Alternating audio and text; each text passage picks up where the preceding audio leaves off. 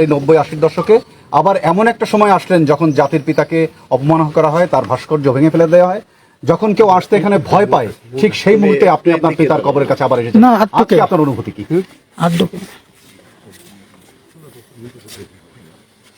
আসলে আপনাদের আমি অভিনন্দন জানাই টুঙ্গিপাড়ার মানুষকে এরকম একটা দুর্বিপাকের মধ্যেও তারা জাতির পিতার যথাযথ সম্মান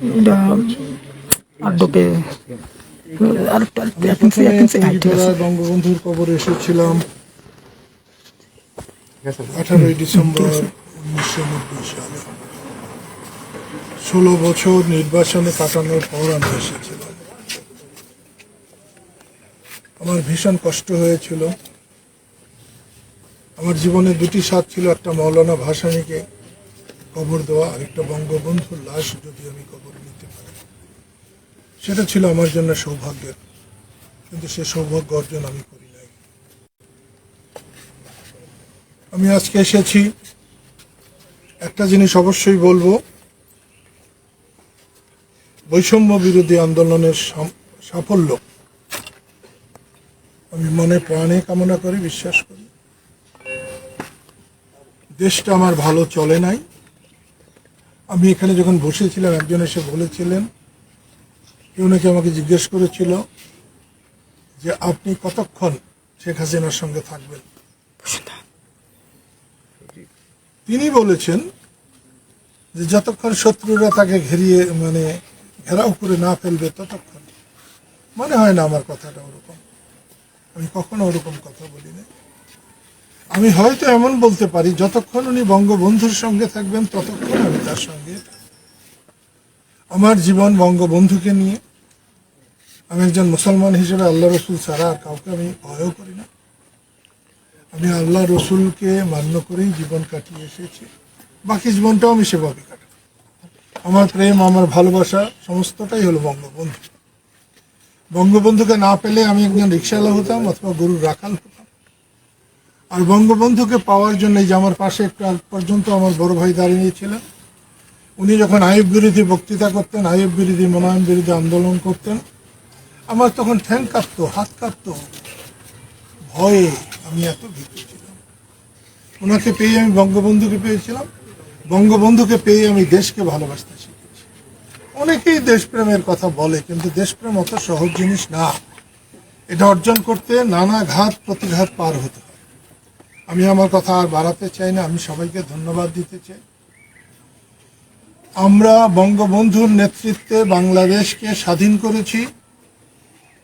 বঙ্গবন্ধুকে অস্বীকার করে বাংলাদেশে নেতৃত্ব করা যাবে না। বঙ্গবন্ধুকে স্বীকার করে, সম্মান করে, যতটা সম্মান তার প্রাপ্য ততখানি সম্মান দিয়েই আমাদেরকে চলতে হবে। ঝড় তুফান যখন আসে আবার সেটা কেটে যায়, কোনো অন্ধকারের চিরস্থায়ী নয়, কোনো দুর্যোগ স্থায়ী নয়। আকাশ আবার পরিষ্কার হবে। আমি আবার ধন্যবাদ দিচ্ছি টুঙ্গিপাড়ার মানুষদের, বিশেষ করে বঙ্গবন্ধুর কবরকে তারা মর্যাদার সঙ্গে রক্ষা করেছেন। এই জন্যে আমি সবাইকে আবারও ধন্যবাদ দিচ্ছি।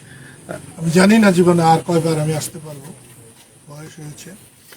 আমার বয়সে মানুষ খুব একটা বেশি আগে দেখি নাই। মুক্তিযুদ্ধের সময় 50 বছর 55 বছর বয়সী মানুষদের বৃদ্ধ মনে হতো। এখন কিছুটা আয়ু বাড়ছে, স্বাচ্ছন্দ্য বাড়ছে, কিন্তু মানবতা কমেছে। মানুষের প্রতি মানুষের ভালোবাসা, ন্যায়, সত্য, ন্যায়ের জন্য মরে যাওয়া, এসব অনেকটা পিছনে পড়ে গেছি আমরা।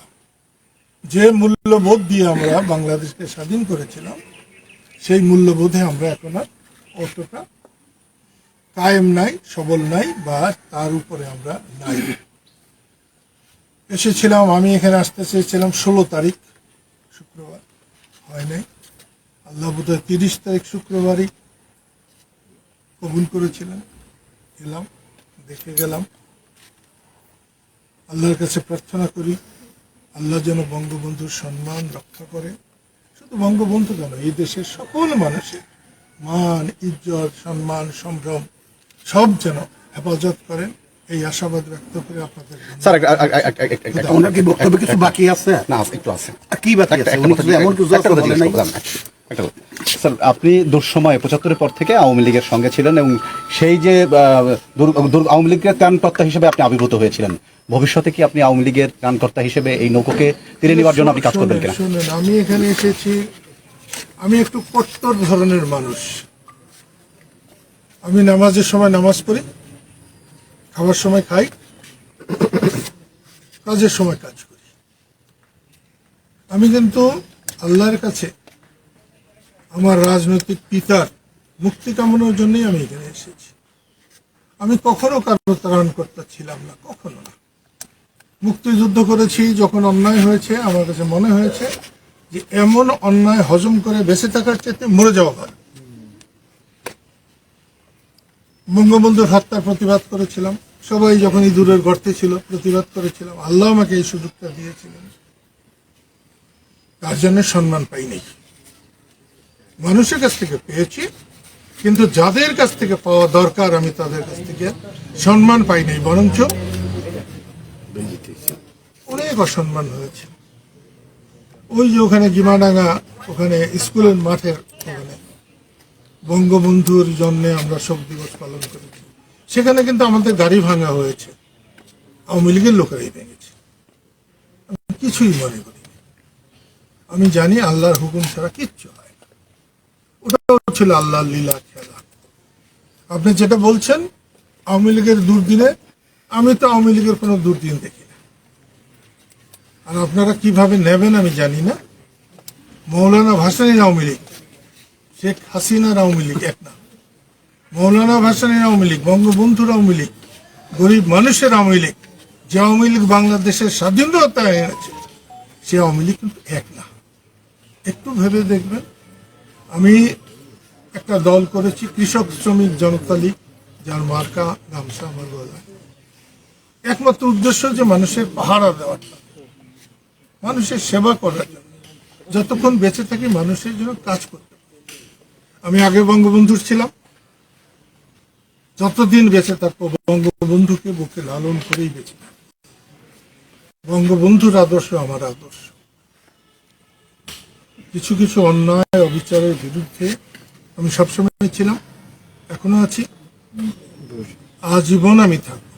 আমি আমার অন্যায়ের বিরুদ্ধেও আমি প্রতিবাদ করতে চেষ্টা করি, পারি বা না পারি আমি চেষ্টা করি। আপনাদের ধন্যবাদ। Thank you sir.